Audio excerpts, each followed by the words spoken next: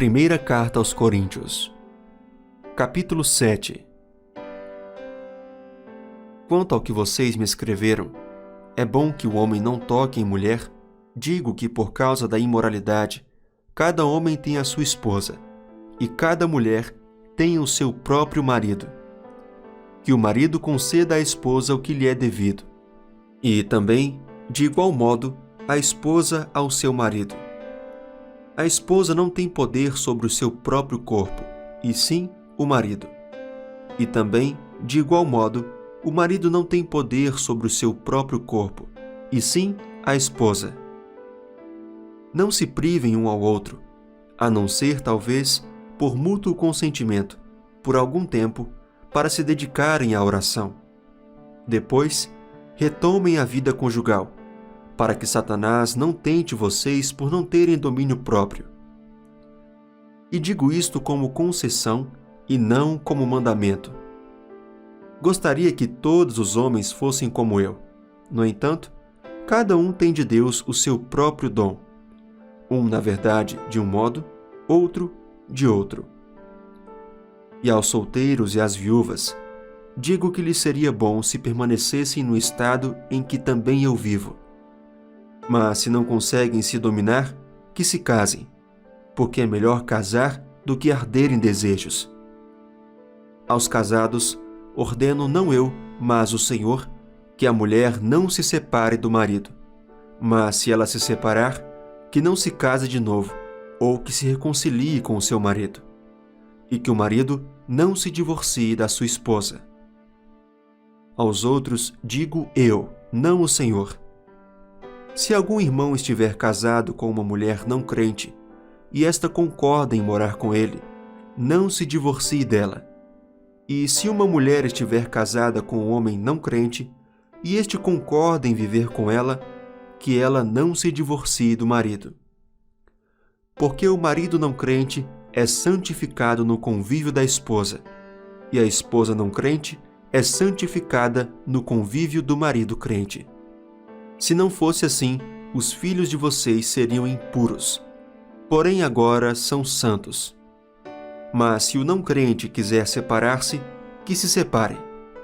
Em tais casos, não fica sujeito à servidão nem o irmão, nem a irmã. Deus chamou vocês para viverem em paz.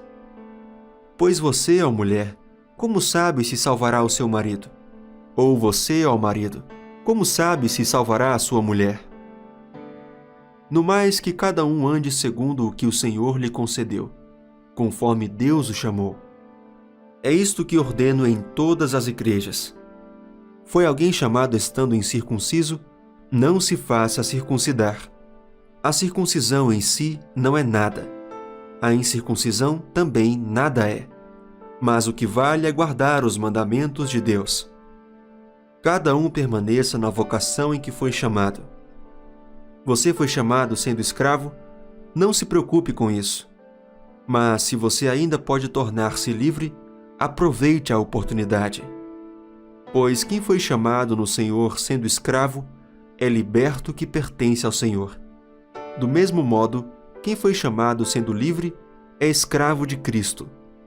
Vocês foram comprados por preço. Não se tornem escravos de homens. Irmãos, cada um permaneça diante de Deus na condição em que foi chamado. Com respeito às virgens, não tenho o mandamento do Senhor, mas dou a minha opinião como alguém que recebeu do Senhor a misericórdia de ser fiel. Por causa da angustiosa situação presente, penso ser bom para o homem permanecer assim como está. Você tem esposa? Não procure separar-se. Você está solteiro? Não procure esposa.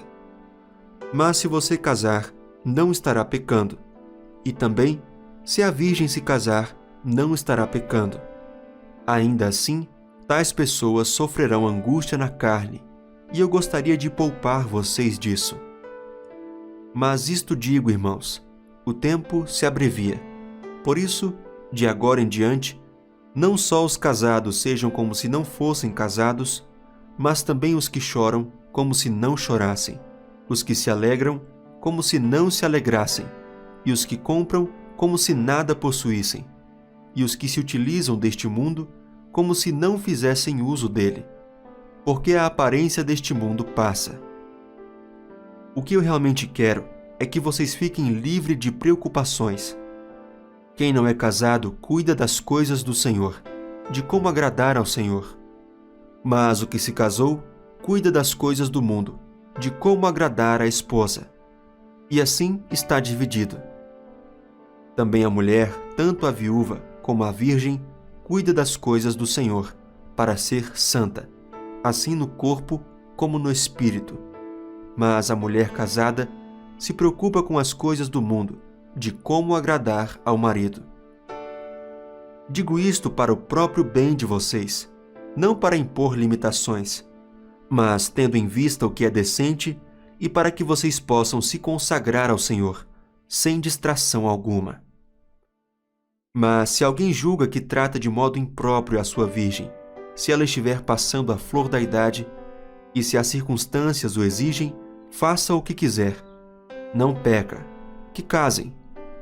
Contudo, aquele que está firme em seu coração e não se sente obrigado, mas tem domínio sobre a sua própria vontade e resolveu em seu coração conservar virgem a jovem, fará bem. Por isso, quem casa com a sua virgem faz bem. Quem não casa, faz melhor. A mulher está ligada ao seu marido enquanto ele viver. Mas se o marido morrer, ela fica livre para casar com quem quiser, mas somente no Senhor. Porém, ela será mais feliz se permanecer viúva, segundo a minha opinião. E penso que também eu tenho o Espírito de Deus.